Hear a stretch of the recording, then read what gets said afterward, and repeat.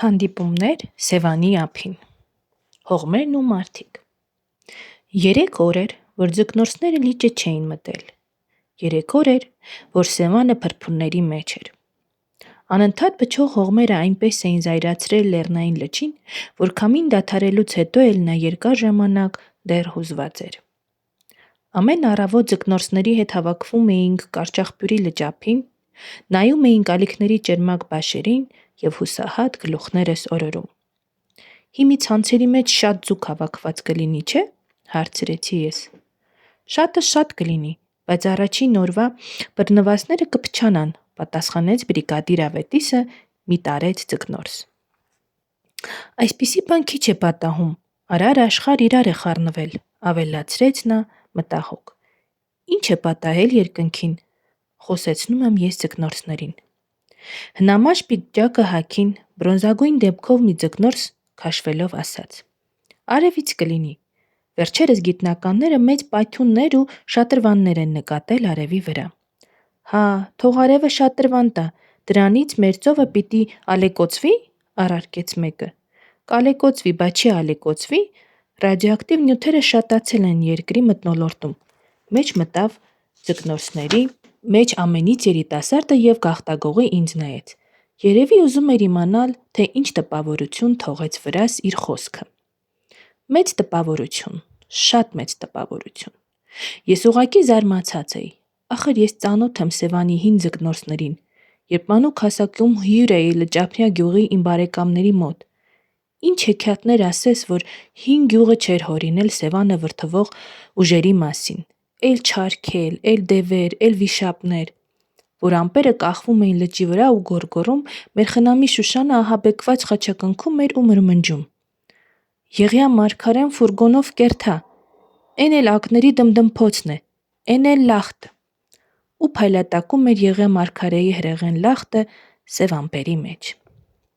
Այդ մասին ասացի ձկնորսներին ու հեգնախառն ժպիտ տեսա մի քանիսի դեմքին։ «Մութ աշխարհ էր էլի», ասաց բրիգադիր ավետիսը։ «Իմ հերը, ողորմի իրեն, կասեր, էս քամին դևերն են փչում։ Փոթորիկը հո իսկական նրանց գործն էր։ Կայծակին մի շատ հետաքրքիր բացատրություն կար։ Աստված խփում է սատանային։ Մեր գյուղի վերև 5 գերեզմանոց կա։ Կայծակը խփեց մի գերեզմանաքարի, վառեց, հալեցրեց։ Ասին սատանեն փախել մտել է գերեզմանակարի տակ, երկնքից Աստված տեսել է էդ բանն ու էնտեղից նշան բռնել՝ դուզ էդ քարին։ Լավ նշանառու է եղել Աստված, ծիծաղեց մի հին հրետանավոր։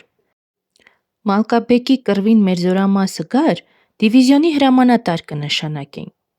Ծիծաղեցին, բայց մտահոգ էին լճի տեսքից։ Կարծես մրիկ էր բարձացել ձյունապատ հարթությունում։ Գնանք, այսօր էլ չեղավ, ձեռքը հուսահատ շարժեց բրիգադիրը։ Գնանք, հեռախոսենք հիդրոմետկոմ, տեսնենք ինչ են գուշակում վաղվա համար։ Հիդրոմետկոմ, արևի բծեր, ռադիոակտիվ նյութեր, ուր մնացին հին գյուղի իմ խնամիները իրենց հնարած դևերով ու երկինքը դղրդացնող Եղիա մարգարեով։ Իմ ընկեր Վարազդատը։ Անձրև էր տեղում։ Մի խոնավ փոսում կուչ եկած մենք երազում էինք մեր հարավի տաք ու բարի արևը։ Ձկնորս էր եղել ընկերս։ Նորադուզից տարել էին զորակայան, շինել հագցրել ու ավտոմատը ձեռքը տվել։ Հիմի ընկերներս թոռ են քաշում, երազկոտ ինքն իրեն շշնջում էր նա։ Ես էլ իմն էի երազում, ասնու ժայռերին նստած, Արաքսի դեղին շամբուտներն էի դիտում։ Ախր չգիտես ինչ անուշ լակոտ է իմ հրաչը, ինքն իրեն շարունակում է ընկերս։ Լակոտի աչքերը չալ են, ոնց որ չաղկալ։ Ու ծիծաղում է անձայն։ Երբ մեկն էլ կտեսնեմ լակոտին։ Արդյունքի երկու շիթ գլորվեցին խաժ աչքերից ու խառնվեցին երեսնի վար իջնող անձրևաջրին։ Մռայլ բաներ ես մտածում, Վարազդատ, կռիվը կվերջանա, կգամ նորադուզ, քո չալ աչքավոր տղին էլ կտեսնեմ, իշխան էլ կուտենք ծովափին, սիրտ էի տալիս ես։ Գլուխն օրորում էր թերահավատորեն ու դարձյալ մտքով վերադառնում Սևանի արևոտ ափերը։ Պատերազմի թող ու բոհի մեջ մենք կորցրեցինք իրար։ Հետագայում երբեմն մտածում էի. «Յարաբ, ուր մնաց Սևանին կարոտող այն ձկնորսը»։ Վերջերս ձուկ էի որսում նորադուզի դիմաց, Մեկնվել էի ռեզինե նավակիս մեջ եւ կարթս կախել ցած։ Շարժում եմ անընդհատ ձուկ չկա։ Ափին ձկնորսները երկու շարք կազմած դանդաղ քաշում են ուռկանը։ Չգնամ հարցնեմ, թե ուր են քոչել Սևանի ձկնորսները։ Մի նավակ է մոտենում, դարձյալ ռեզինե, մեջը երկու երիտասարդ։ Արագ թիավարելով հասան մեզ։ Շոքից ձկներն ամառանոց են քոչել, ընկեր Անանյան, այդտեղ ձուկ չկա։ Քշեցեք հետևիցս, տանեմ գլխներին կանգնացնեմ, համարձակ խոսեց նրանցից մեկը, դաշնագույն փոքր բեղերով, ուրախ աչքերով մի երիտասարդ։ Ո՞վ է այս տղան, որ այսպես հին ծանոթի նման է խոսում հետս։ Բավական խորքը գնացինք, նավակները կանգ առան եւ երիտասարդը ջրին նայելով հայտարարեց. Հատակին ձուկ կա, հրեն պոչը երևաց, կախեցեք կարթերը։ Ես թերահավատորեն նայեցի նրան։ Ով կարող ասել, թե ինչ կա Սևանի հատակին 25 մետր խորության մեջ։ Երևի խամ մարդի տեղ է դրել, ուզում է զարմացնի։ Սրան ֆոսֆոր հրաչ կասեն, սրա աչքերը մթության մեջ էլ է տեսնում, ծիծաղելով բացատրեց երկրորդ երիտասարդը։ Մի աչքերին նայեցեք, գիշեր-ցերեկ լույս են տալիս ֆոսֆորի նման։ Նայեցի, պսպղուն աչքերից մեկը կարծես մի քիչ մուգ էր, մյուսը չալ։ Չալը ջրի վերին շերտերի համար է, մուգը խորքի, լրջորեն բացատրեց աչքերի տերը եւ կարթը կախ արավ։ Հենա, հատակում գնում է, այ, հիմի կբերեմ։ Ու բերեց, լույսաշխար հանեց մի լխտիկ իշխան։ Չասացի, բարձեցավ նա։ Կախ արա այս ուղությամբ, հիմի քո կարթին էլ կգան, ինձ ֆոսֆոր հրաչ կասեն, Սևանի ամեն խորության համար մի աչք ունեմ։ Ու դուրս քաշեց երկրորդ իշխանը։ Իսկ ես ուրիշ բանի մասին էի մտածում։ Որտեղ եմ տեսել այս տղային, կարծեմ շատ վաղուց է ծանոթ ինձ։ Ոնց թե շատ վաղուց, 25 տարեկան հազիվ լինի, էլ ոնց շատ վաղուց։ Նայում է ինձ խորհրդավոր, միտքս հասկացավ ու ժպտում է խորամանկորեն։ Չես ճանաչի, զուր մի մտածիր, բայց ես քեզ վաղուց եմ ճանաչում, մանուկ հասակից, դեռ վա, անիրավ ձուկը չի թողելու, հա մի սրտներս բացենք, չէ, պոկ եկավ, լավ, թող գնա ապրի, ինչ ես զարմացած նայում, նորադոստի Վարազդատի ֆրոնտից չես հիշում։ Հիշում եմ, ինչպես չէ, բա ես նրա տղա հրաչ չեմ։ Այ քեզ անակնկալ հանդիպում։ Ուրախությունը համակեց ինձ, ուրեմն սա այն երեխան է, որին այնքան կարոտում էր Վարազդատը։ Մեծացել, առնականացել, իսկական տղամարդ է դարձել։ Իսկ հայրդ վերադարձավ պատերազմից, հարցրեցի ես։ Ոնց թե վերադարձավ, էդ էլ խոսք է, մի դեն է նայր, հեն թոռ է գոցում։ Քշիր գնանք մոտը, անհամբեր առաջարկեցի ես։ Ափից դեռ հեռու էինք, որ ճանաչեց ինձ իմ հին ընկեր Վարազդատը։ Ճանաչեց ու կանչեց իր հզոր ձայնով։ Ավելի շուտ նավակս ճանաչեց, թե Սևանի վրա ով չի ճանաչում իմ սև Լինկոլնը։ Ափ դուրս եկա։ Ձկնորսի պարանը մեջքին կապած ընդառաջ եկավ, գրկախառնվեցինք։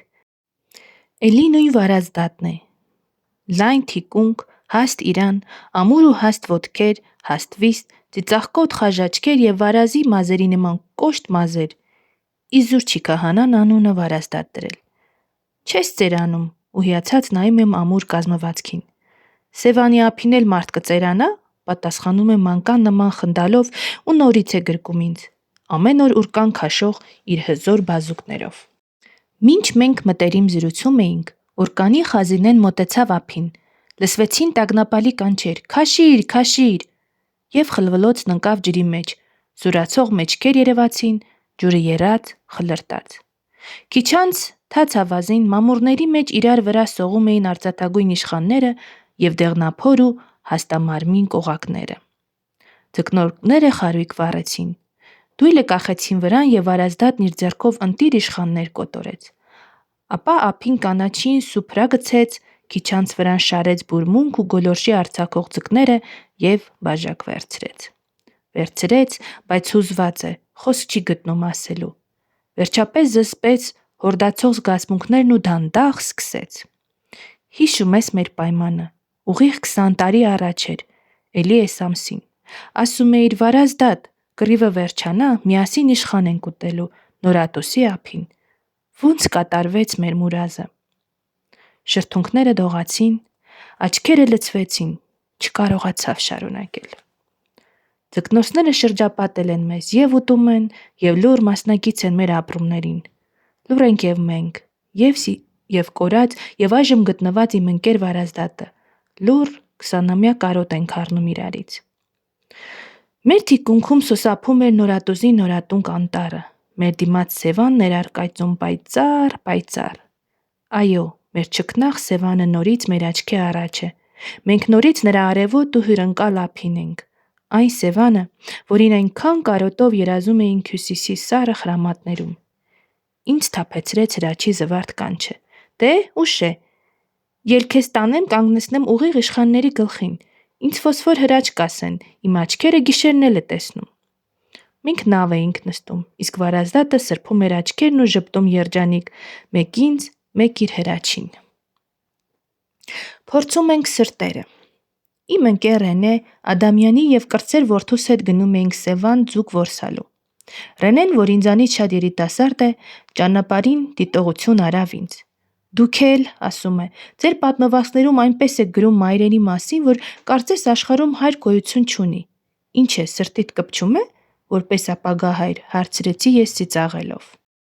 Չի կպչում, բայց չեմ համոզվում։ Ես թռչունների կյանքը լավ գիտեմ։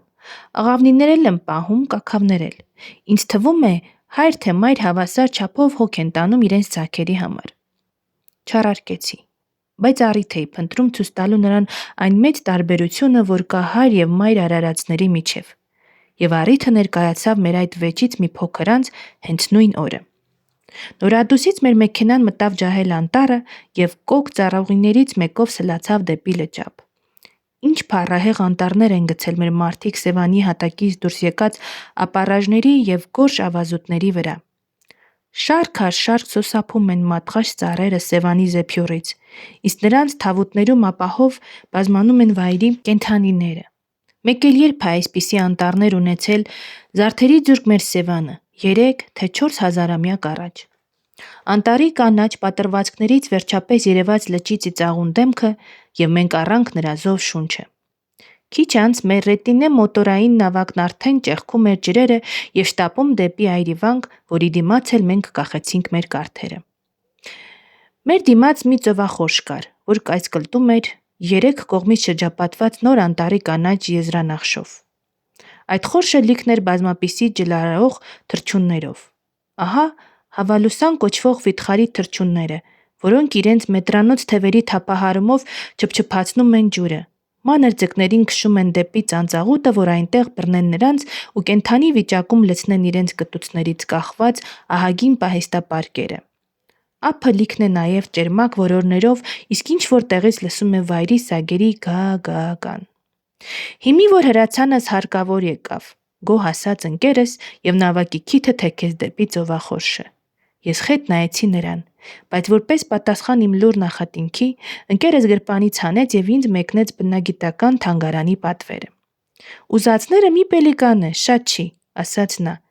Իսկ ինձ որ մնա, դրանց բոլորին կկոտորեմ։ Մի տես ավազակները ոնց են ջարդում մանր ձկներին։ Քանի մոտենում էինք թռչնային բազարին, այնքան մեծանում էր ժխորը։ Վերջապես որորները խուճապահար թռան, իսկ հավալուսանները դադարեցին իրենց որսն ու պոչերի վրա տնկված տարակուսանքով նայում էին մոտեցող նավակին։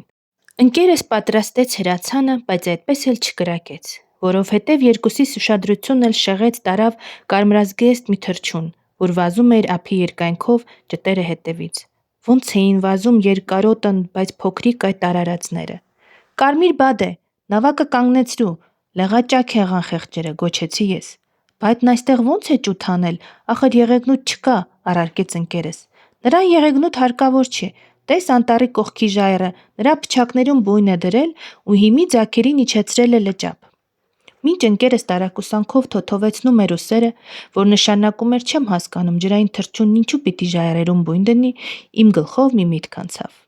Ռենիկ, ասացի ես, հիշում ես մեր վեճը, եկ փորձենք այս ճուտերի հորնել, մորնել։ Հայր կա, որ փորձենք, հարցրեց նա։ Կա, եւ կարծում եմ իր ընտանիքից հեռու չի կարող լինել։ Քշիր ճուտերի վրա, հիմի ուրվոր է հայրն օգնության կգա։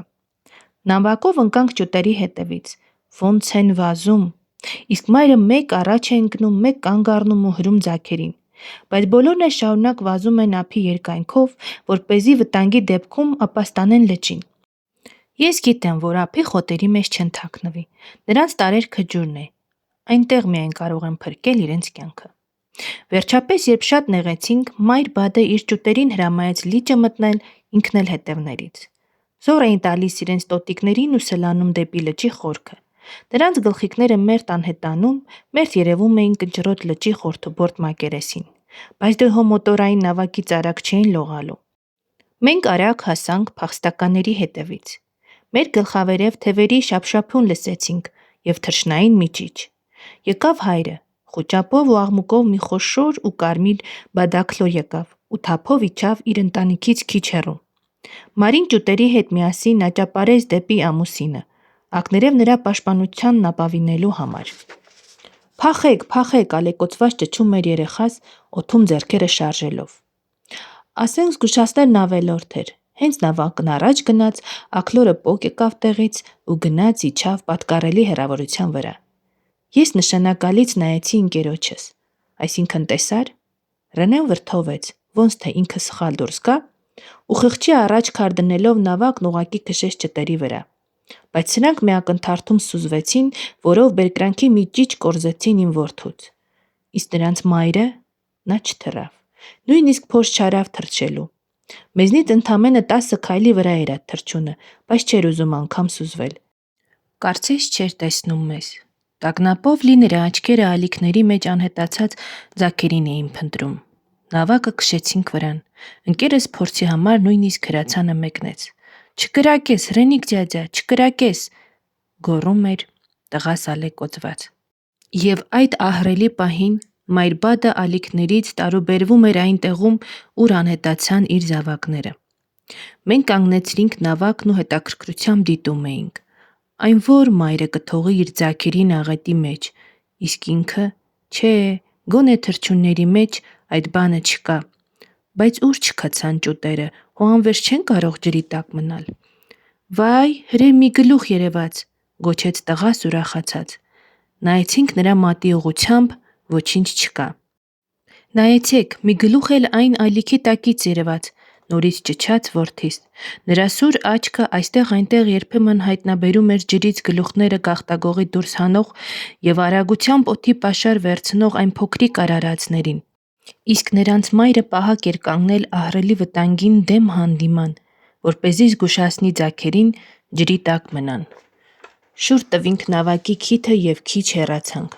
Ահա մանր կետեր են տարուբերվում ջրի երեսին, 4 գլխիկներ և մայրը ճչալով շտապում է դեպի փրկված ձագերը։ Մեր նավակը աղմուկով նորից ցլացավ դեպի նրանց, և այդ ժամանակ հեռվում պահակ կանգնած բադաքլորը թռավ եկավ իր ընտանիքի վերև պտույտներ գործեց, բայց չիջավ նրանց մոտ, այլ մի 100 քայլի վրա հետևում էր։ «Ես պիտի խփեմ այդ վախկոտին», վրդովվեց ընկերս հրացանը մեկնելով։ «Չես կարող, մոտ չի թողնի», ժպտացի ես։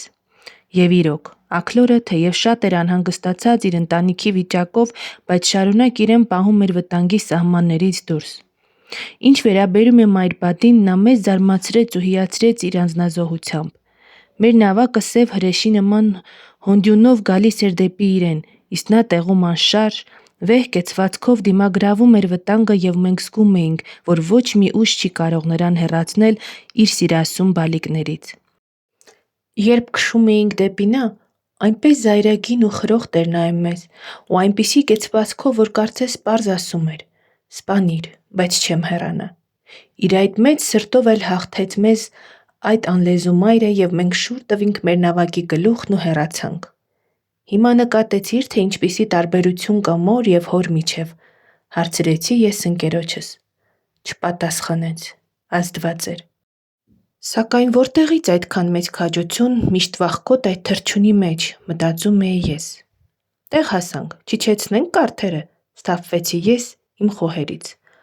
Հապա թանգարանի պատվերը, հարցրեց ընկերս, ապա ձեռքը թափ տալով ավելացրեց. Լավ, պետք չի, առանց այն էլ սրտաճակ արինք խեղճ մորը։ Ինչպես են գրվում պատմվածքները։ Ձուկ էինք որսում Սևանա լճում։ Հետս անծանոթ մարդիկ էին։ Բժիշկ Քաջիկ Սարգսյանը, Հրազդանից Հայրապետ Շահինյանը, Հայկազ Բաղդասարյանը, որը Երևանից, որը Ախտայից ընկերացել էին ինձ, կարծեմ տեղում ստուգելու, թե ինչն է որսորդական պատմվածքի նյութ դառնում։ Միապաղաղ լիճ, միապաղաղ պարզ երկինք։ Մեր կարթերը ցած ենք մեկնել եւ ժամերով անընդհատ շարժում ենք փայլախայ ծերը, բայց ոչ մի ձուկ չի մոտենում։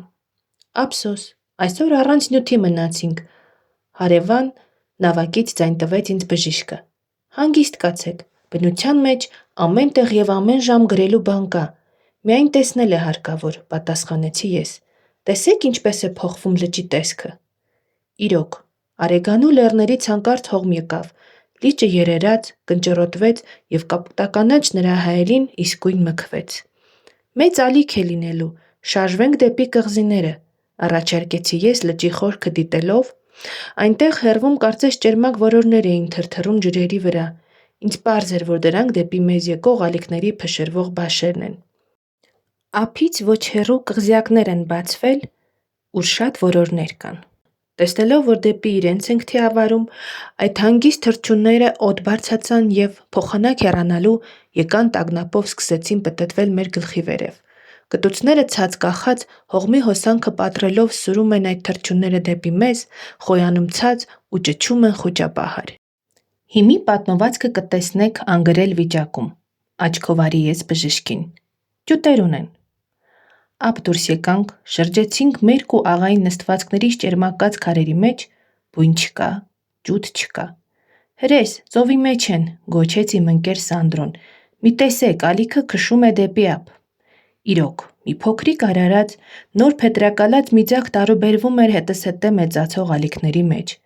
Ետ կանգնեցեք, տղերք, տեսնենք ինչ է լինելու, ձայնեց այն կողմից Հայկազը, աչքը ջրերի մեջ մերթ կորչող, մերթ հայտնվող կետին։ Վերջապես հոգնեց, թե փոխեց մտադրությունը, այդ արարածը ափ դուրս եկավ եւ վազեց թաքնվեց քարերի մեջ։ Այդ ժամանակ երկու որոր ճչոցով ցած իջան քարերի մոտ, նրանց արանքներից հանեցին իրենց ձագին եւ կցահարելով գցեցին դեպի ջուրը։ Տարան, մտցրին լիճը եւ ստիպեցին լողալ դեպի խորքը։ Հեռվից եկող վշշոցը սաստկացավ։ Տեղ հասան բաշները փշրող ալիքները, նրանք, որ ես վաղուց էի նկատել, ու գոռում-գոչյունով սկսեցին զառնվել կղզու առափնյա քարերին։ Ջուտիկը մերթ անհետանում էր նրանց մեջ ընկած անդունդներում, մերթ հայտնվում էր փրփրաբաշ կատարին։ Ծնողների խրախուսանքով շատ պայքարեց այդ փոքրիկը հզոր ալիքների դեմ, բայց վերջիվերջո հաղթված եւ ուժասպառ նորից ափ դուրս եկավ։ Ծնողները կցահարելով փորձեցին նրան նորից քշել դեպի լիճը, բայց փոքրիկը այս անգամ խիստ դիմադրում էր ու փախչում դեպի կղզու խորքը։ Հասկացա՞ք, հարցրի ես։ Ոնց չհասկացանք, ասում են հիմար, մտիր ջուրը։ Հեռացիր այդ հրեշներից, ծիծաղելով պատասխանեց Հայկազը։ Ճուտն էլ ասում է ախր ալիքները մեծ են, ուժս չի պատում։ Ես գլխի դրական նշանով հաստատեցի նրանց ենթադրությունները։ Թռչունները իրենց ճուտին տարան կղզու խորքը եւ այնտեղ թաքցրին քարերի մեջ։ Գնանք պատմվածքի շարունակությունը կարդալու, առաջարկեցի ես։ Մոտեցանք, որորները ճչոցով թռան եւ սկսեցին պտտվել մեր գլխավերևը։ Քարերի արանքում նրանց բույնն էր, մոտը մի քանի ձուկ, հավանաբար ձագի բաժինը։ Տեսնելով, որ զայրագին ճչոցներով չեն կարողանում հեռացնել վտանգը, նրանք իջան բնի մոտ եւ վերջին փորձն արին իրենց զավակին քշելու դեպի ջուրը։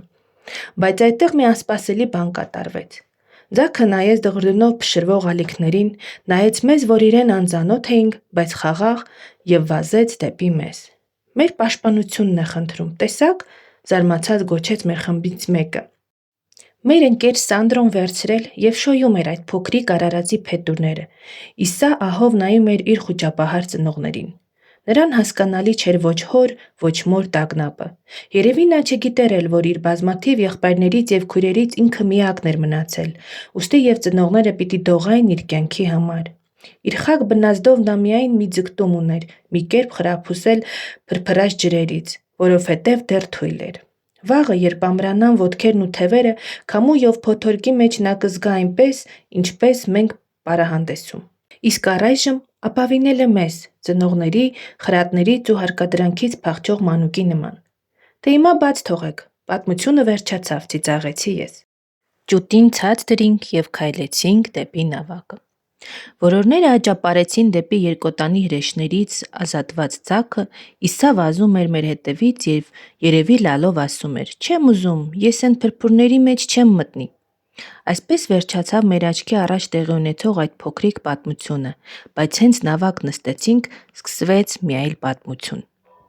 Ափից քիչ էինք հեռացել, երբ մեր ընկերներից մեկը գոչեց. «Բադը, բադը»։ Նրա մատի ուղղությամբ ալիքների մեջ մի թռչնի գլուխ երևաց, որ երբեմն սուզվում էր, երբեմն հայտնվում։ Մոտորային նավակը սլացավ դեպի այդ կետը։ «Բադ չի, հարամ թռչուն է, մի սպանեք», գոչեցի ես ընկերոջս բարձրացրած թիակից բռնելով։ «Կենդանի բռնեք Երևանի զոոպարկի համար», ասաց մեկը և մինչ ես առարկում էի, թռչունին դուրս հանեցին ջրից։ Կեռ կտուցով վերևից գորշ, իսկ ներքևից ճերմակ մի որոր էր դա, որի աջ թևի վրա լյարդացած արյուն կար։ Ով էր վիրավորել, ինչու՝ չհասկացանք։ Մինչ մենք մտածում էինք, թե ինչպես վարվել կերի թռչունի հետ, մեկ էլ կղզու կողմից մի խումբ որորներ եկան և ցած թռիչքով սկսեցին ուղեկցել մեր նավակին։ Կտուցները ցած կախած, նրանք ճչում էին, աղմկում և իրենց թռչունային լեզվով ինչ-որ բան էին ուզում հասկացնել մեզ, երևի թե «Անխիղճներ, ուր եք տանում մեր վիրավոր ընկերոջը»։ Նավակը պատռում էր փրփրաբաշ ալիքները և սլանում դեպի Սևանա կղզին,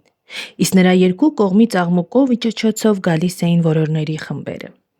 «Բաց թողեք, սրիկաներ, բա դուք գութ չունե՞ք», թվում էր ասում էին նրանք։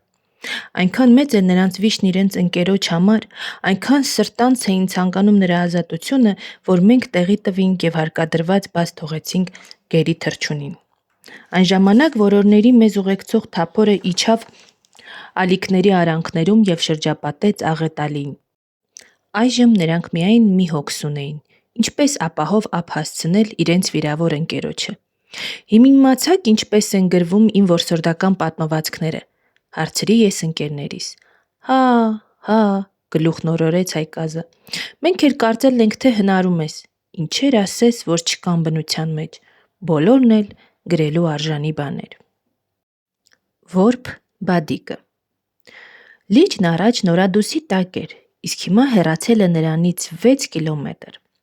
Հատակից դուրս ելած լերկ ու ամայի տարածության վրա հիմա ջահել անտառներ են սոսափում։ Խորքում դրանք արդեն ջահել ծառեր են, իսկ լճափե ավազանները ծածկված են նոր տնկված մատխաշ շիվերով ու նոսր կանաչով։ Ահա այդ կանաչ գոտում մեր ձկնորսական բազան ենք հիմնել ես, իմ ընկեր Ռենիկը և իմ 11 տարեկան որդին Լևոնիկը։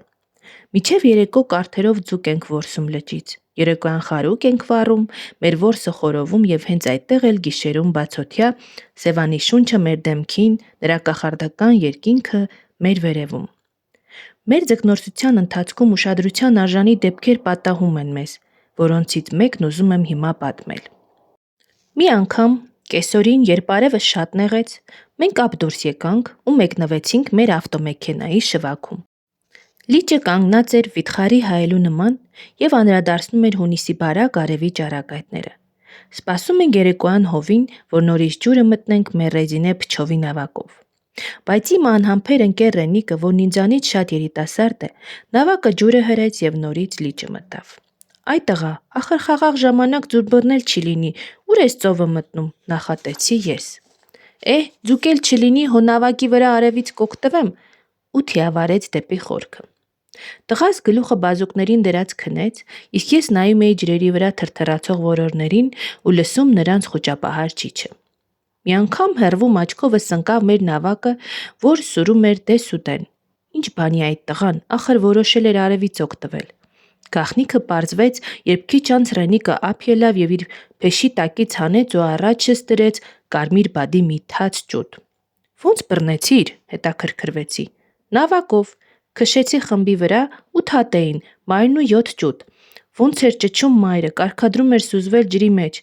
Վերջը մի կերպ հաջողացրի սրան բռնել։ Մի տես ինչ լավն է, խեղճի փետուրներն այնքան չեն աճել, որ կարողանա թռչել։ Ճուտ եմ ասում, բայց մի վառեկի չափ բան էր, ծածկված աղվամազով և նոր բուսած նոսր փետուրներով, այնքան նոսր, որ նրանց արանքներից երևում էր նրա մերկ մարմինը։ Վայ, էս ինչ լավիկն է, արթնանալուն պես ճչաց տղաս ու գիրկն առավ վախից դողացող թռչունին։ Ես սրան կտանեմ մեր տուն։ Ինչու տուն, դպրոց կտանեմ, մեր բնագիտական կաբինետի կենթանի անկյունը։ Վի, ինչ լավիկն է, հաց տամ ուտի։ Տղան զբաղված էր թռչունով, որին արդեն իրանն էր համարում, իսկ մենք փչոցով խորհրդակցում էինք, թե ինչպես առնենք նրա ձեռքից և ազատություն տանք։ Ռենիկն արդեն զղջում էր իր արարքի համար ու մտածում էր, թե ինչպես մորը վերադարձնել իր ձագին։ Փորձեցինք համոզել Լևոնիկին, չհաջողվեց։ Դիմեցինք խորամանկության։ Դե բաց թող որ արածի, ախր մեղք է, նեղվում է գրկիտ մեջ։ Անդրդվելի մնաց։ Բա որ փախչի ջուրը մտնի։ Հեռացնենք ջրից, տանենք անտառ։ Տատանվելով համաձայնվեց ու երեքով սկսեցինք հեռանալ լճից։ Քանի խորանում էինք անտառաշերտի մեջ, այնքան շիվերը բարձրանում էին։ Վերջապես նրանք, որ տնկված էին տարիներ առաջ, դարձան մեր հասակին և նրանց արանքներից հազիվ երևում էր լճի կապույտը։ Այ այստեղ բաց թողնենք, թող արածի, ինձ գաղտնի աչքով անելով դիմեց Ռևիկը Լևոնիկին։ Իր խելքով իբր թե խորամանկում է։ Չէ, բան դուրս չի գա։ Այս բարձր մոլախոտերի ծառաստանի խիտ բույրանի միջից այս խեղճ ու կրակ արարածը ինչպես պիտի գտնի ջրի ճամփան, որ փրկի իր կյանքը։ Այդ մտքին էի ընկերոջս արածը միամիտ բան էի համարում, երբ Ռենիկը բադիկին բաց թողեց երեսով դեպի Նորատուսը։ Լիճը նրա հակառակ կողմը մնաց, բայց այդտեղ մի անսպասելի բան կատարվեց։ Թռչունը անմիջապես առանց տատանվելու շուռ եկավ ու բարձր մորախոտերի միջով սկսեց վազել դեպի լիճը։ Այնպես վստահ էր գնում այդ անփորձ արարածը դեպի իր նպատակակետը, կարծես մի բլրի կանգնած պարզ տեսնում էր, թե որտեղ է փրկարար ջուրը։ Տղաս վազեց հետևից, որ բռնի, չհաջողվեց։ Մի անգամ ձեռքը գցեց պոչին, բայց ոտքը շիվին խճճվեց, բերանի վրա փռվեց։ Ապա արագ վեր թռավ ու խուճապահար առաջ վազեց։ Մենք ծիծաղից փորներս բռնել ենք, իսկ նա լացակումած, երեսը չանգառված վազում է տագնապով։ Երբեմն կտրում է թռչունի ճամփան ու ձեռքը մեկնում, որ բռնի, բայց չի կարողանում թափը պահել ու գլուխգոնծի է տալիս։ Ձեռքերը փշերի ու եղինջի բերանը տալով դես վազեց, դեմ վազեց, չկարողացավ բռնել։ Բադիկը ուղիղ գծով աճապարեց դեպի ափ և ջրին հասնելուն պես նետվեց նրա մեջ։ Տղաս մի վայրկյան կանգ առավ ափին, ապա վճռական շարժումով ուժ առավ, մեր ահագին նավակը հրեց ջրի մեջ, ցատկեց վրան ու թիակները ձեռքն առավ։ Ոնց է տաքացած թիավարում։ Հասավ, ձեռքերը խոթեց ջրի մեջ, որ բռնի բադիկը, սուզվեց։ Տղան մնաց մոլորված։ Եկեք է, ինչ եք ծիծաղում, խռոված ու լացակումած գոչեց նա մեզ և բադիկին մի այլ կողմում նկատելով նավակը քշեց նրա վրա։ Երկար չտևեց մրցակցությունը իմ 11-ամյա տղայի և հազիվ 1 ամսական այն արարածի միջև։ Սուզվելով և դեզդեն խաբս տալով նա շատ շուտ հոգնեցրեց ու հուսահատեցրեց տղայիս։ Քիչ անց հեռվում մանր այլակների մեջ հազիվ երևում էր տարուբերվող նրա գլխիկը։ Իսկ տղաս ափ էր դուրս եկել ու արդյունքն աչքերին հաշիվ էր պահանջում մեզանից։ Ինչի բաց թողեցիք, հն։ Այ բալա, ում մտքով կանցներ, թե մայրը նրան սովորեցրել է ծովի ճամփան, պատճառաբանեցի ես։ Եվ իրոք, մենք զարմացած էինք, թե այդ կենդանին ինչպես իմացավ, թե որտեղ է լիճը, երբ իր կանգնած տեղից միայն երկնքի մի կտորն էր երևում։ Ջրի ձայնից, բայց լիճն այն ժամանակ քարացած էր կեսօրի թեժ արևի տակ։ Քամուց, քամի չկար, օդը կանգնած էր։ Մնում է կարծել, որ փրկության ճամփան նա գտավ ջրի, մամուռի, լճի յուրահատուկ հոտով, որ ծանոթ է, հասանելի ու առազատ միայն ջրային թռչուններին։ Ինչպես և անսխալ գործող այն բնազդով, որ ժառանգել էր այդ փոքրիկ արարածը իր նախնիքներից, բադերի բազմաթիվ սերունդներից։ Մենք, հասակավորներս, ուրախ էինք, որ վերջապես այն անմեղ արարածը նորից ազատություն ստացավ։ Հոգով թեթև ենք և այդ թեթևությունն անցավ նաև մեր Լևոնիկին ու քիչ անց նա նույնիսկ ուրախ ծափ զարկեց։ Այդ հո լավ եղավ, կգնա կգտնի իր մայրիկին։ Բայց կգտնի արդյոք։ Լճի վրա պտտող ցինը չի ճանկի նրան, ասենք սուզվեց ու ազատեց իր կյանքը, բայց կերակրվելու համար ափ պիտի դուրս գա, թե ոչ։ Ինչպես է կերճարելու, ով է նրան զգուշացնելու մոտեցող վտանգի մասին։ Թևեր չուներ, ինչպես է գլուխն ազատելու։ Ախր ափ նետվող սատկած ձկներ գտնելու համար լճի ափերին գիշատիչներ են վխտում և նրանց մեջ ամենից նենգը աղվեսը։ Զոհ չի գնա նրանցից մեկնումեկին։ Ահա այս մտքերն էին ծագել իմ մեջ, ուստի կարծես ինքս ինձ ասացի. իզուր բաց թողեցինք, կարելի էր տանը պահել։ Քիչ անց մենք նորից ձուկ էինք որսում։ Մեր կարթերը այնպես էին քաշքշում իշխանները, որ մոռացանք այդ դեպքն էլ, բադիկինն էլ։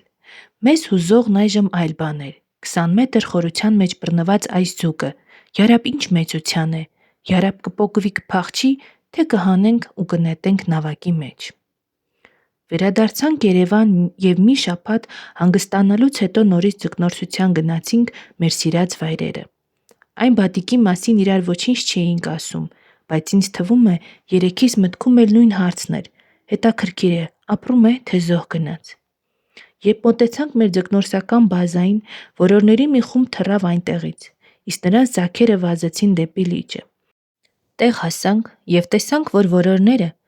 ափերն աղտոտությունից մաքրող այդ հիանալի սանիտարները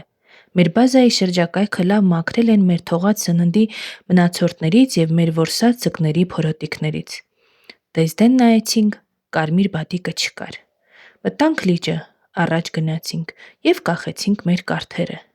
Լուռ էինք։ Լուռ ու մտախոհ էր մանավանդ մեր մշտուրախ Ռենիկը։ Երևի խիղճը տանջում էր, թե ինչու պատճառ դարձավ մի անմեղ արարածի կորստյան։ Քամին մեր նավակը դեպի ափ էր հրում եւ մենք ստիպված էինք լինում նորից թիավարել դեպի լճի խորքը։ Մի անգամ էլ, երբ բավական մոտեցել էինք ափին, տղաս մատը մեկնեց դեպի ավազներն ու հարցրեց. «Էն ինչ թռչուն է»։ Իրոք, մի թռչուն փորը հպել էր ավազներին ու սսկվել։ Նրան շվակ էր անում մի ցանցառ մոլախոտ։ «Բադ է, պիտի խփեմ խորովենք», հայտարարեց Ռենիկը նավակի մեջ միշտ անգործ ընկած հրացանը վերցնելով։ Քամին մեզ մոտեցնում էր ափին եւ քանի առաջ էինք գնում, այնքան թռչունը մխրճվում էր ավազների մեջ։ Նա անշարժացել էր եւ եթե որսորդի փորձված աչք չունենայինք, պիտի կարծեինք, որ իրոք քար է։ Երբ շատ մոտեցանք եւ թռչունը զգաց, որ նկատվել է, վերցատկեց եւ վազեց անհետացավ խոտերի մեջ։ «Ջան, բադիկն է», բերկրանքից ճչաց տղաս։ «Տեսաք, որ կարմիր էր»։ Իրոք, փախչողը կարմիր բադի ճուտ էր։ Ափ դուրս եկանք։ Երեխաս վազեց դեպի այն խոտերը, ուր չքացավ բադիկը։ Դես փնտրեց, դեմ փնտրեց, հանկարծ նրա ոտքերի տակից բոցանման կարմիր մի բան թռավ, ընկավ լիճն ու զոր տվեց թաղանթավոր ոտքերին։ «Թռչում է, ջան, արդեն թռչում է», ծափ էր տալիս Լևոնիկը ափին կանգնած։ Բարձր տրամադրությամբ մենք ճաշեցինք եւ ես նկատեցի, որ տղաս ուտելիք է շախտալիս շրջակայքում։ «Բադիկիս բաժինն է», բացատրություն տվեց նա։ «Որորները կուտեն, իզուր է, նա այլևս այստեղ չի գա», համոզում էի ես։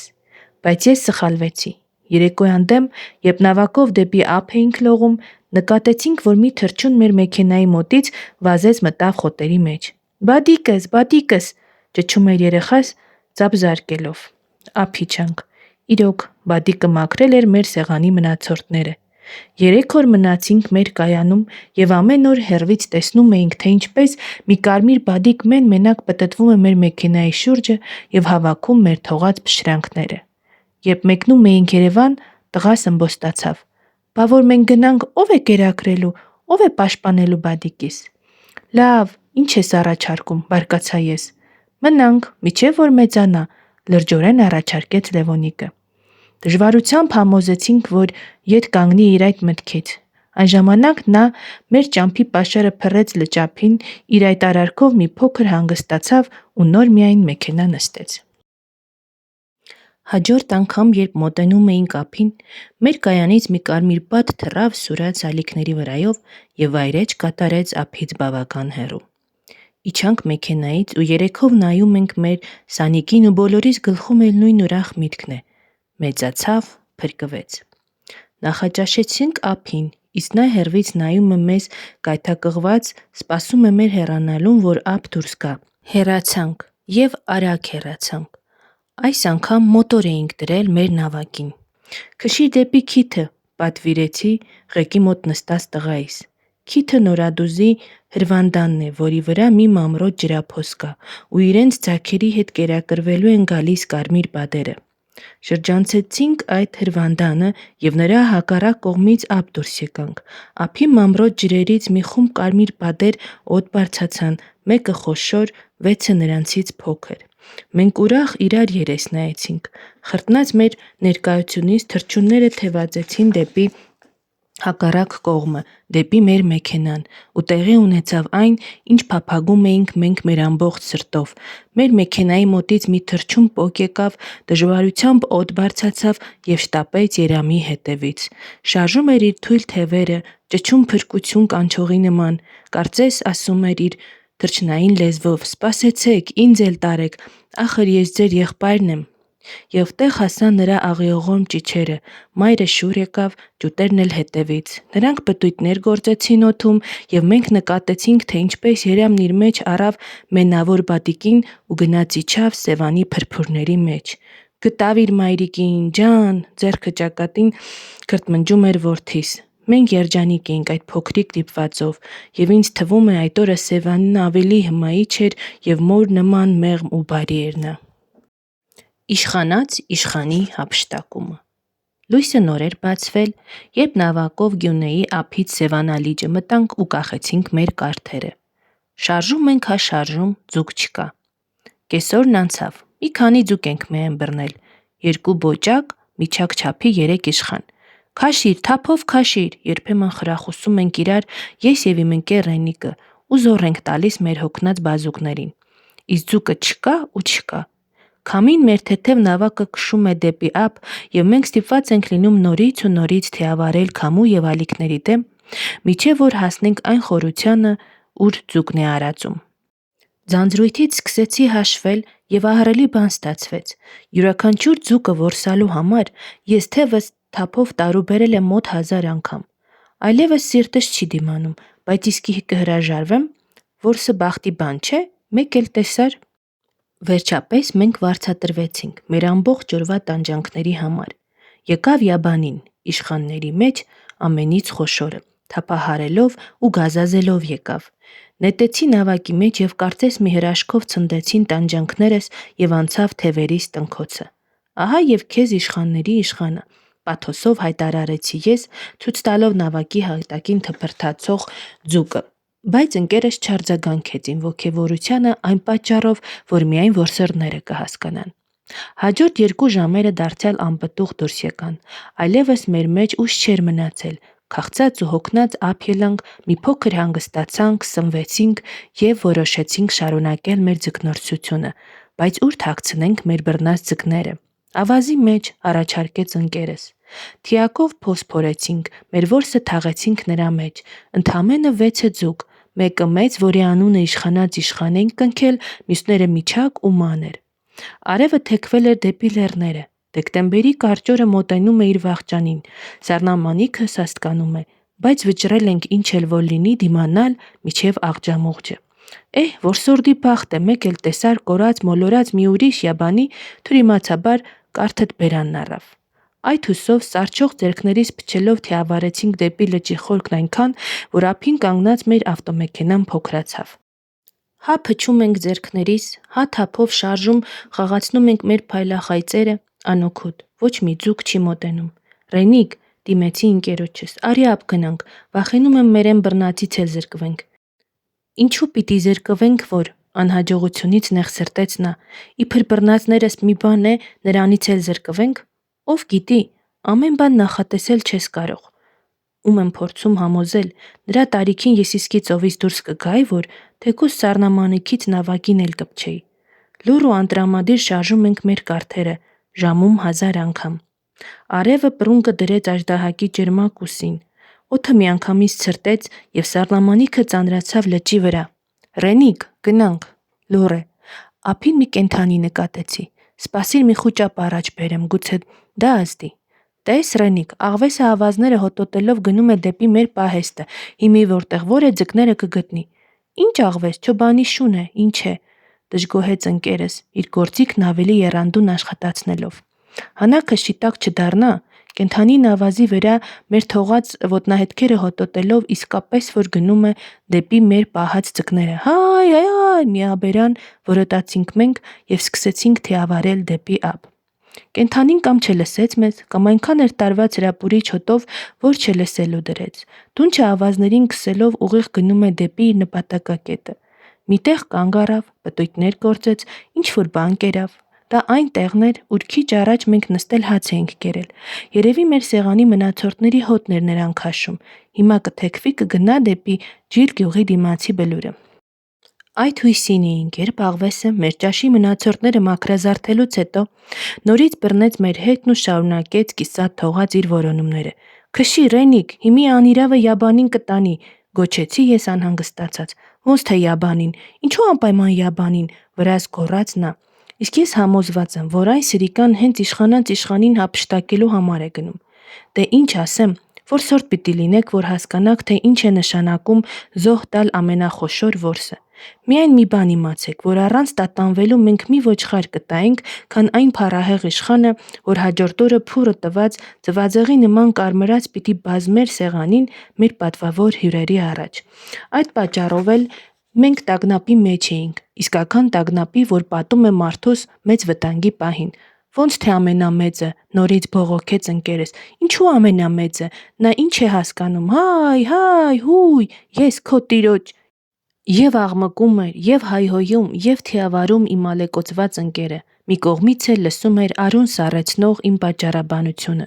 «Դմբո, աղվեսը մեզանից պակաս որսորդ է, իսկ որսորդը չի հասկանում մեծ ու փոքր որսի տարբերությունը»։ Կենդանին հասավ մեր շտեմարանին ու սկսեց թաթերով ետ տալ ավազի կույտը։ Մոտեցել էինք այնքան, որ նկատեցինք, թե ինչպես Դեզդեն է նետում ձկները։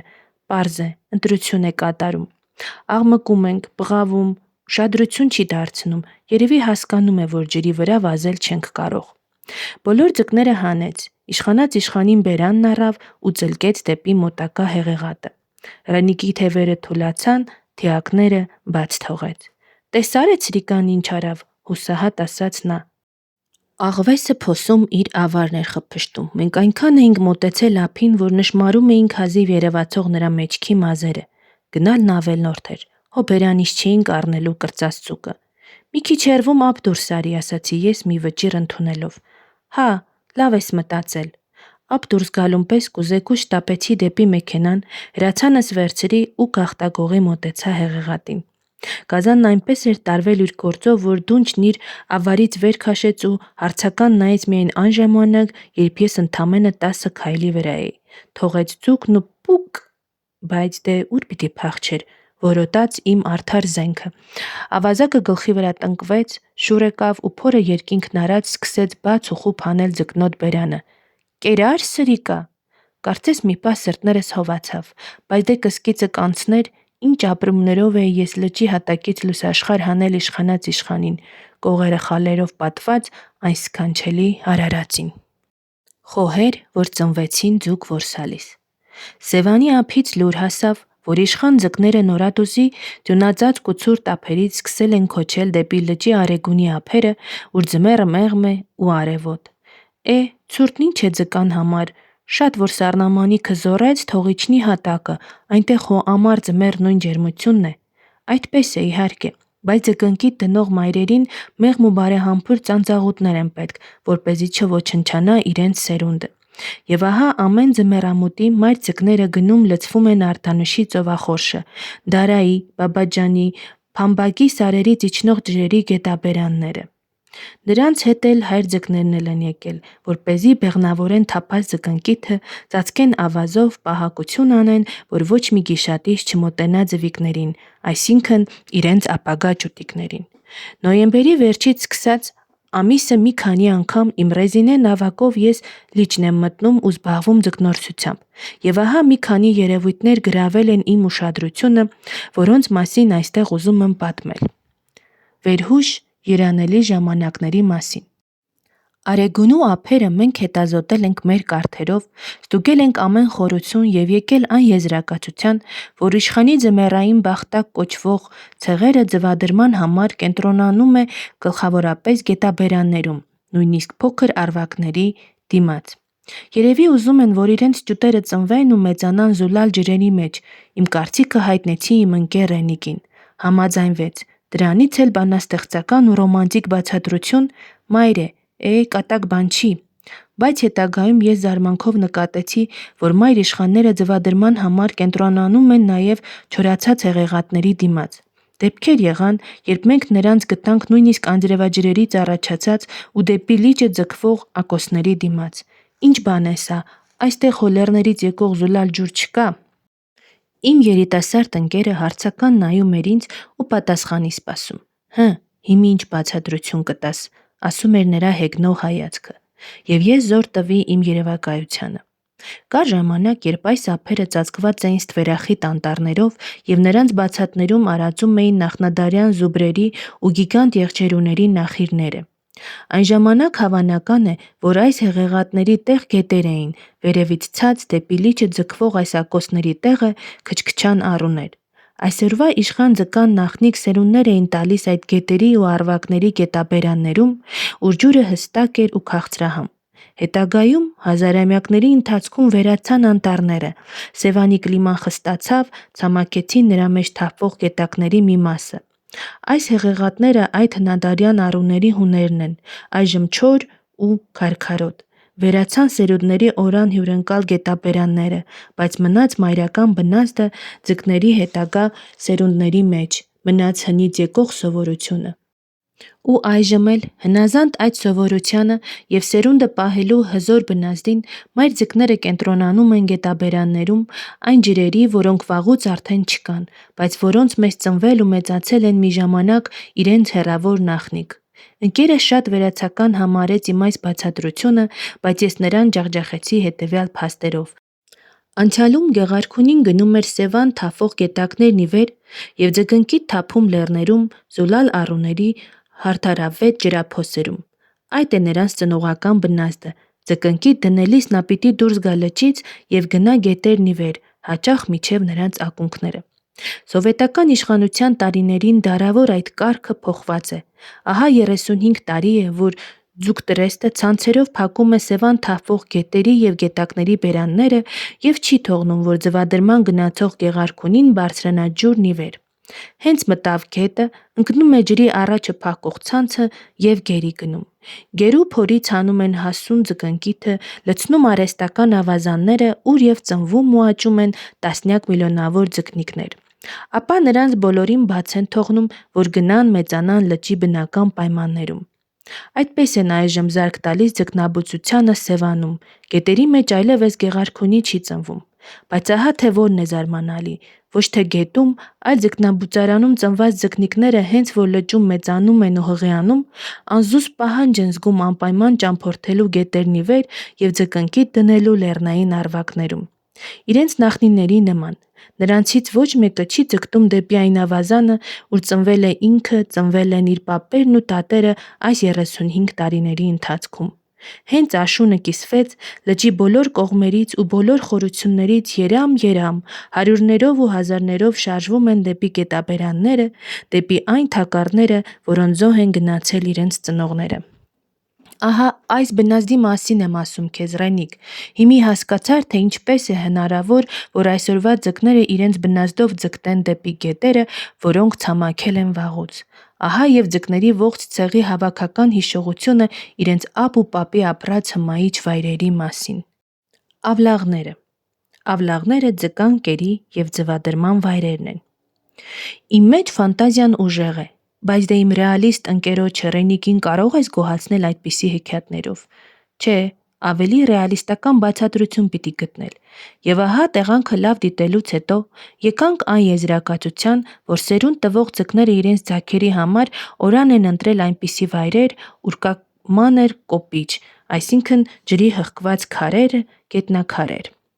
Ուշադիր դիտում ենք Փամբակի գետաբերանը։ Վարարած գետակը լճին չհասած ափին թողել է իր բեռի ամենածանր մասը, լեռներից բերած քարերը։ Դրանցից նա դելտա է կազմել, բաժանվել մանր բազուկների։ Ավելի թեթև բեռը խոշոր կոպիճը հասցրել է լիճ, մի քանի տասնյակ մետր էլ դենը տարել։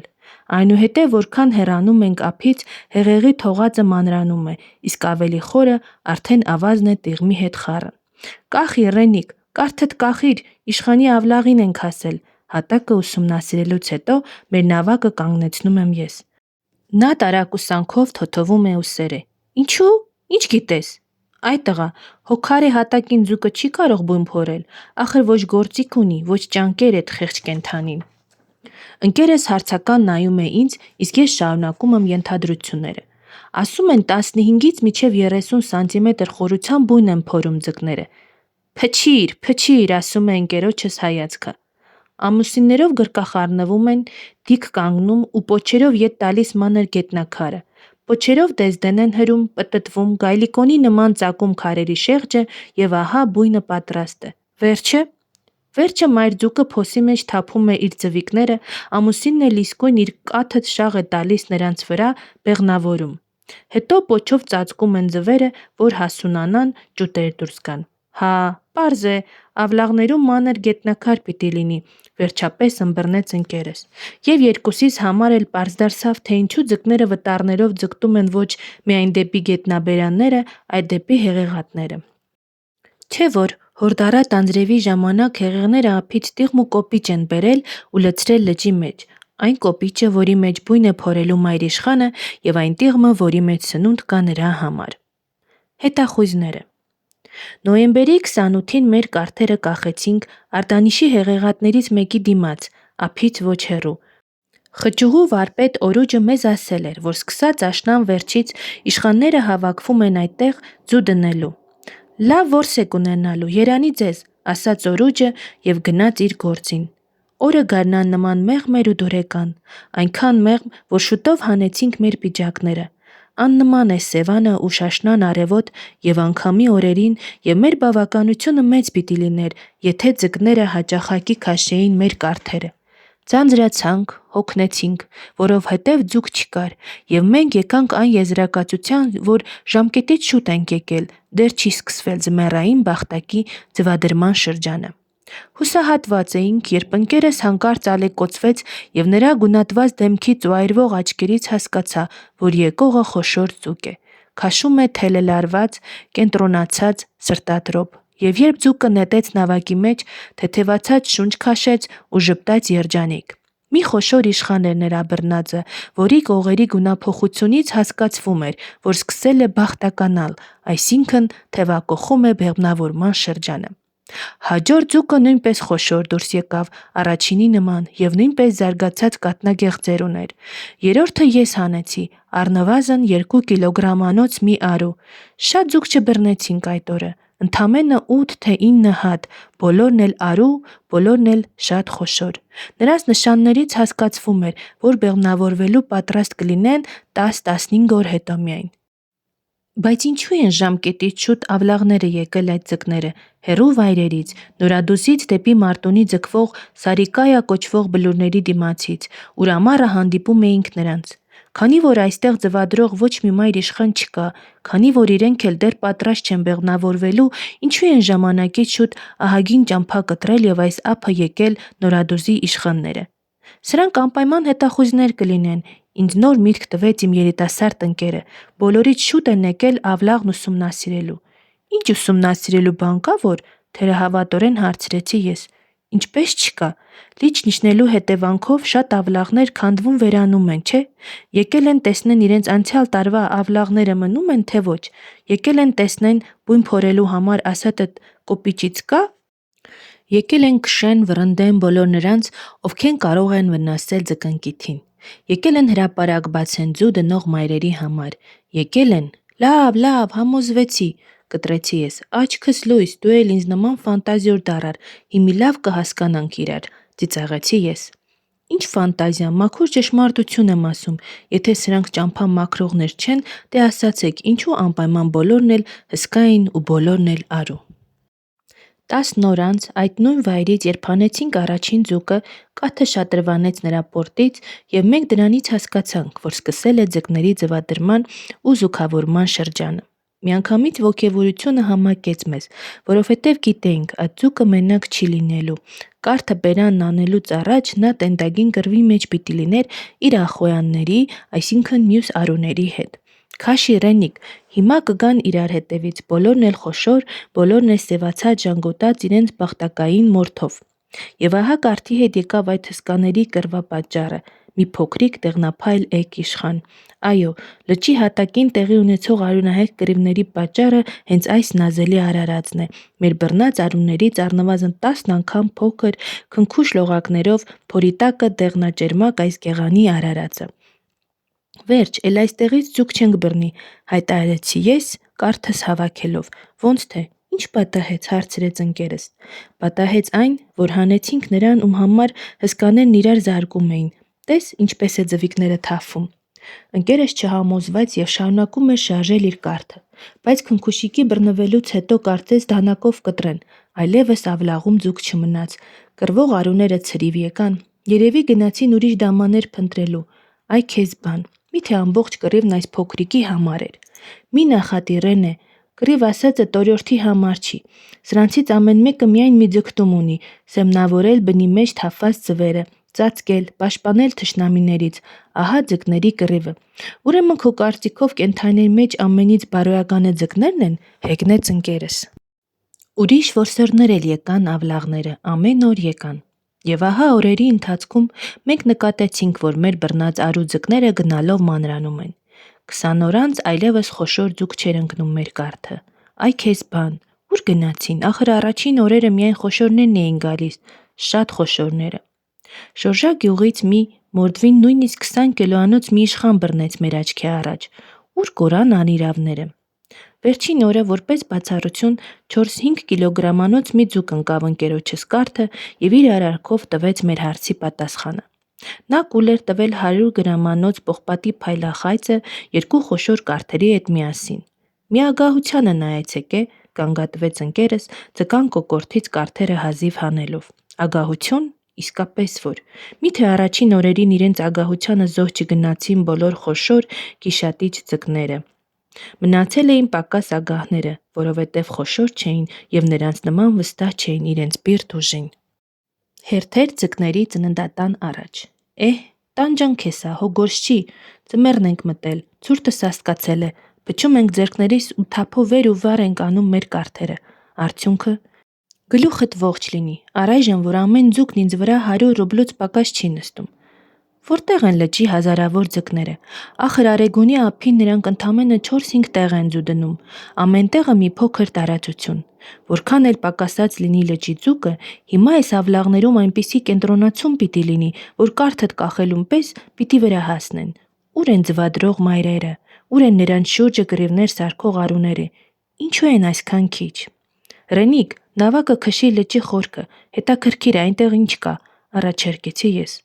Խորացանք լճի մեջ, հեռացանք ավլաղներից եւ օհո, 20 մետր խորության մեջ մեկը սկսեց թափահարել կարթս։ Դուրս հանեցի մի խոշոր իշխան, մի վիթխարի մայր, որի արծաթագույն կողերի վրա նոր միայն սկսել էին մուգ շերտեր երևալ։ Ինչ հասկանալի երևույթ է դա։ Մայր իշխանը նոր միայն սկսել է բախտականացման պրոցեսն ապրել, այսինքն նոր միայն ձվերը սկսել են զարգանալ որովայնում։ Սպասիր մի վիրահատեմ։ Որովայնում հազարավոր շեկ ձվեր 2 շեկ շերտ են կապել ողնաշարի երկարությամբ։ Ձվերը զարգանալու դեռ ժամանակ կա։ Հիմա հասկացար, թե ինչու իրեն հեռու են պահում ավլաղից, հարցրի ես ընկերոջս։ Կարելի է ասել, որ հեռվում սպասում են իր հերթին, հարցրեց նա հեգնանքով։ Այո, սպասում է իր հերթին, լրջորեն պնդեցի ես։ Առաջին խմբերը կվերջացնեն իրենց գործերը ավլաղում ու ետ կգնան։ Մինչ այդ այս սա, որ բռնել ենք, կհասունանար ձվադրման համար ու կգնար ծնանդատուն ավլաղը փոխարինելու նրանց, ովքեր արդեն ծնել ու հեռացել են։ Հետո կգան ուրիշ խմբեր, սրանց փոխարինելու։ Չեղավ, ծովի տակ ինչ կարիք կա այդպիսի հերթեր ստեղծելու, հո շուկա չի, բողոքեց ընկերս։ Կարիք կա, առանց հերթի չի լինի։ Դմբո, ծովում 100 հազարավոր ձկներ կան, իսկ ավլաղը մի կալի չափ է։ Եթե բոլորը միասին ձու դնելու լինեն, գիտես ինչ կստեղծվի։ Իսկ էլ ված չի լինի, ուրկանը կգցեն, բոլորին միասին ափ կհանեն։ Ապրես, լավ ես գլխի ընկել, կամ ափ կհանեն, կամ բոլորին տեղ չի լինի բույն փորելու եւ դրանից սերունդը կտուժի։ Դրա համար էլ բնությունը հերթ է սահմանել ձկների մեջ։ Մի մասը նոյեմբերին են ձու դնում, մի մասը դեկտեմբերին, երրորդը հունվարին, որոշ խմբեր էլ փետրվարին։ Նույնիսկ մարտին ձու դնող կա։ Չես հավատում։ Մի քանի մետր էլ թիավարիր դեպի խորքը, փորձենք։ Իմ գյուտից ես էլ զարմացա, Որքան դեպի խորքը գնացինք, այնքան մանրացավ ձկնկիթը մեր բռնած մայրերի փորում եւ այնքան սեռական ակտիվության քիչ նշաններ տեսանք արուների մոտ։ Որքան դեպի խորքն էինք գնում, այնքան թուլանում էին բախտականալու նշանները։ Վերջապես շատ խորքում արդեն բռնվում էին բոլորովին մաքուր իշխաններ, որոնց փորում ոչ ձկնկիթ կար, ոչ կաթ։ Մենք չէինք տեսնում լճի հատակը, բայց մեզ համար լրիվ պարզ էր նրա պատկերը։ Ափից ոչ հեռու 10-12 մետր խորության վրա արդեն ձու դնող եւ ակտիվ պայքարի մեջ եղած բախտականներ են, բայց ցրիվ եկած, փոքր խմբերով, որպեսզի ազատ տեղ լինի ձվադրման համար եւ շատ զոհ չգնան կարթերին, ուրկաններին ու ցանցերին։ Ավելի խորը նրանք են, որ 1-2 օրից պիտի մտնեն ավլաղ եւ փոխարինեն առաջիններին։ Սրանք եւս փոքր խմբերով պիտի մտնեն ավլաղ։ Հաջորդ գոտիում կիսաբախտականներն են, սպասում հասունացման, սպասում են իրենց հերթին։ Նրանցից խորը հաջորդ խմբերն են, նոր միայն բախտականացող վտառները։ Ավելի դենը նրանք են, որոնց արգաններում ձկնկիթը կորեկից էլ մանր է։ Հաջորդ վերջին գոտում ստերջներն են, որոնք կարիք ունեն ափին մոտենալու եւ իրենց կյանքը վտանգի ենթարկելու։ Այդ բանը թող մայրերն անեն, իրենց ապագա ձագերի սիրուն։